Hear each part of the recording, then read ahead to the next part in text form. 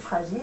Regardez, ce sont deux boîtes, elles sont bleu, blanc, rouge, évidemment, et à l'intérieur, des poupées réalisées par Hansi, un très célèbre illustrateur alsacien, férocement anti-allemand, et qui a représenté donc les petits Alsaciens en costume traditionnel.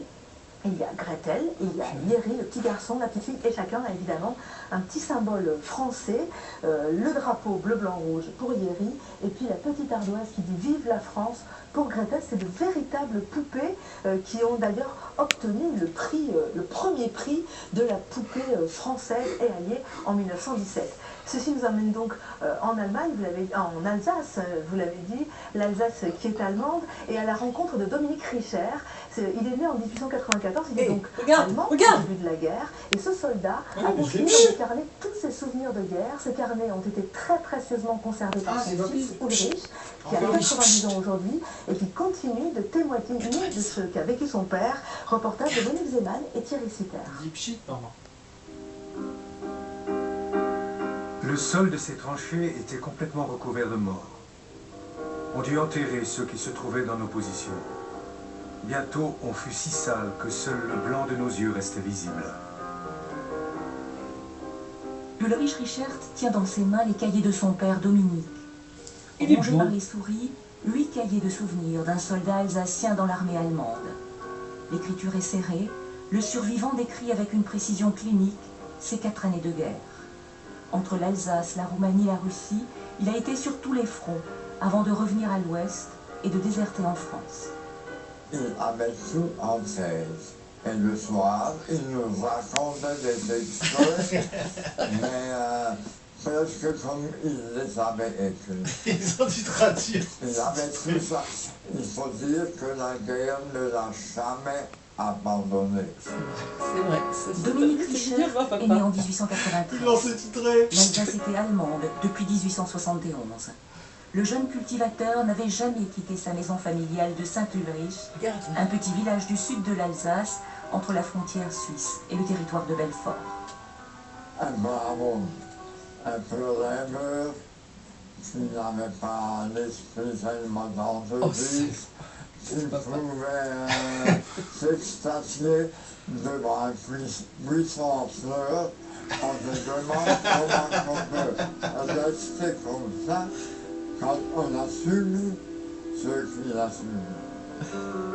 Son récit, écrit dans sa langue en allemand, a été publié d'abord en Allemagne avant d'être traduit et de paraître en France il y a une quinzaine d'années. Les cahiers d'un survivant sont aujourd'hui un ouvrage de référence pour les historiens.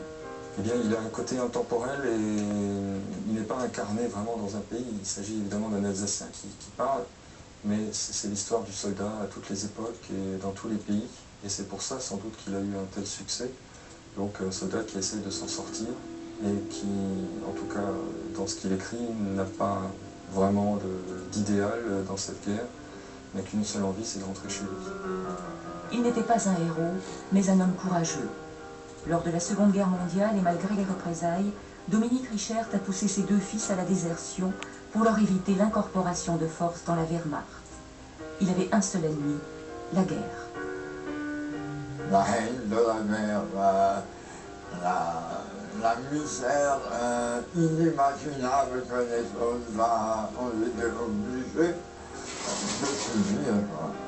Quand il est parti sous les drapeaux en 1913, Dominique Richert était allemand. Quand il est rentré en janvier 1919, après sa désertion et sa captivité, il était français. L'Alsace, dans toute sa complexité. J'étais fou de joie de revoir ma mère. On se serra fort dans les bras l'un de l'autre, au bord des larmes, sans pouvoir dire... Toi, c'est toi, t'as la télé. C'est toi. Il est mort en 1977, à l'âge de 84 ans. Et moi, je suis pas dessus. Vous connaissez bien les soldats. Est-ce que tous les Alsaciens qui ont porté l'uniforme allemand ont été systématiquement envoyés à l'Est, ou est-ce que certains d'entre eux ont combattu à l'Ouest? Certains sont restés à l'Ouest, mais généralement, en grande majorité, ils ont été transportés vers l'Est, vers le front Est. C'était tout à fait simple pour le gouvernement militaire allemand, il se méfiait des Alsaciens. Ils ne leur faisaient pas réellement confiance?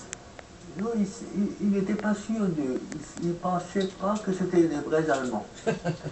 Et malgré tous les efforts qu'on avait faits, par exemple par cette constitution de 1911 pour l'Alsace, mais qui n'était pas L'Alsace, un véritable land comme les autres. L'Alsace est toujours resté pour les militaires prussiens un glacis. Et ils n'ont pas vraiment pris au sérieux la population. Ils ont considéré sous le regard militaire stratégique l'Alsace. Et on ne peut parler d'une vraie intégration à l'Empire, ce qu'on avait voulu faire, prétendant que les Alsaciens, en vérité, sont des Allemands de souche. Quel est le sentiment de cette population pendant ces 4 années, cette population alsacienne? Même quand je ne sais pas, je passe.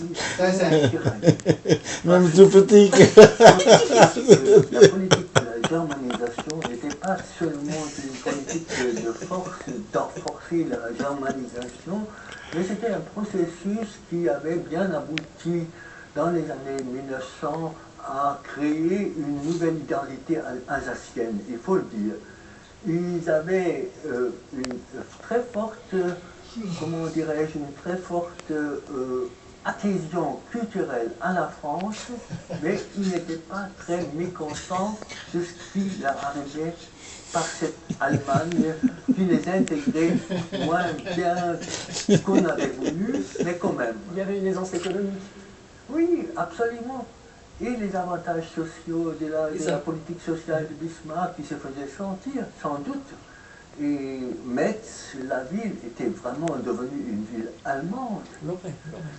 Stéphane Edouard Rousseau, côté français, quel est le sentiment vis-à-vis de l'Alsace et de la Moselle pendant la guerre? Est-ce qu'on reste vraiment avec cette idée pendant